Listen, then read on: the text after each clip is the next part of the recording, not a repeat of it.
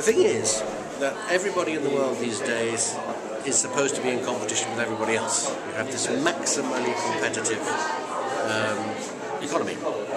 And they, as it were, the powers that be, make a huge virtue of this. It's meant to make us all work harder and concentrate the mind and all that kind of stuff. Your success or failure in this competition is judged entirely by how much money you make. If you make a lot of money, you'll attract a lot of shareholders. If you don't, you won't, you're robust. So we have this frantic competition in all walks of life these days to make as much money as possible in the shortest time.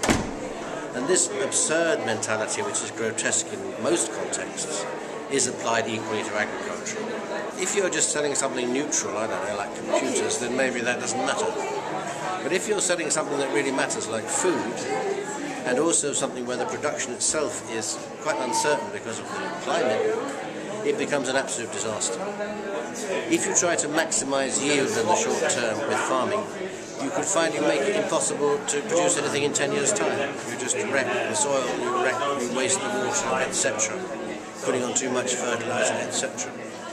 So, this idea of short-term maximization of yield is disastrous time and time again.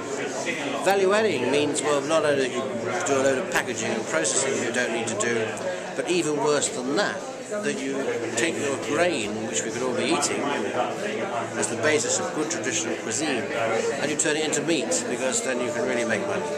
So we have this tremendous push towards livestock, not because we need it, not because it makes great cooking, but because it's potentially very profitable. Cutting costs is the most disastrous thing of all in the context of agriculture. But even worse is it puts people out of work.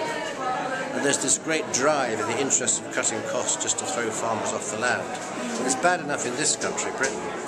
But in a country like India, where you've got 600 million people working on the land, if you cut down on the amount of labour, if they had agriculture like we have, where only 1% of people work on the land, you would put 500 million people out of work, almost twice the population of the United States.